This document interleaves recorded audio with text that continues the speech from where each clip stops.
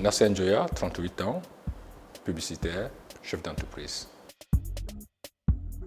J'ai une activité dans la publicité. FCB Palmarès a été créé en 2002. C'est affilié à un groupe américain, FCB, la troisième plus vieille agence de publicité dans le monde. J'ai été approché par les associés de l'agence Accencom avec un projet assez intéressant qui me proposait qu'on puisse fusionner et de bâtir la plus grosse agence de publicité de la place. On a donc bouclé un protocole de fusion. L'agence s'appelle FCB Accencom. Donc j'y suis comme directeur associé en charge du développement. Avec cette nouvelle entité, on a l'ambition de bâtir la toute première agence de publicité au Cameroun, en Afrique centrale et par la suite en Afrique. C'est peut-être un gros rêve, mais il faut d'abord rêver pour pouvoir le réaliser. On essaye chaque jour d'avoir des meilleurs collaborateurs, de les manager pour pouvoir conquérir ces grâles. Ensemble, chaque jour, on s'évertue à construire une Afrique positive, à faire comprendre à cette jeunesse qu'on drive qu'il faut qu'ils croient en eux, qu'ils croient au Cameroun et qu'ils croient en l'Afrique, car les choses positives peuvent être bâties par les Africains pour le bien de l'Afrique.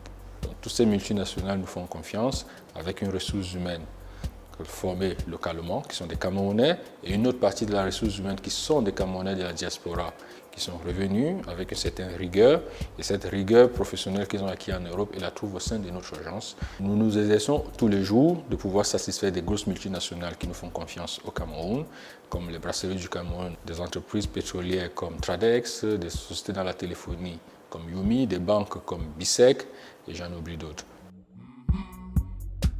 Par exemple, on a déployé une campagne avec l'artiste Ténor. On a utilisé un langage codifié, je bois et je yamo.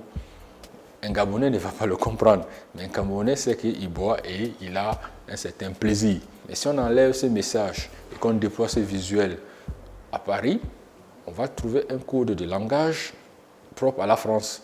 Donc nous, on essaie déjà d'avoir cette approche publicitaire qui est universelle, mais en même temps, on tient compte de l'essence du territoire, le sens sociétal camerounais ou africain quand on se déploie au Tchad ou en Centrafrique. L'époque où on prenait une même publicité et qu'on déployait au Cameroun, à Abidjan, à Dakar, elle est révolue. Il n'y a pas de publicité française ou américaine ou chinoise. La publicité, c'est de l'art. Quand l'art est beau, il est beau partout dans le monde entier. Concernant l'agence, il y a un pôle digital qu'on développe et on est l'agence de publicité qui est le plus en avance sur le digital.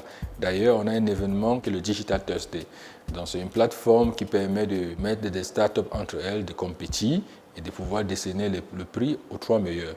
Cette édition de cette année va être parrainée par le ministre des Postes et Télécommunications, qui est tout à fait une première pour les événements du digital. Donc, on est en train de développer de plus en plus ce portefeuille digital pour qu'il puisse grandir. De ne jamais douter et surtout d'oser. L'avantage de l'Afrique, c'est que tout est à construire. On n'a pas besoin de bombarder l'Afrique partout pour construire, non, tout est à construire. Et aujourd'hui en Afrique, on peut arriver, on se déploie dans un secteur d'activité, dans 2 ou 3 ans, on est le roi du pétrole, ce qui est totalement différent ailleurs. Donc c'est de venir, de croire et de se lancer et d'être assez honnête, intègre, de travailler dur, les résultats vont suivre.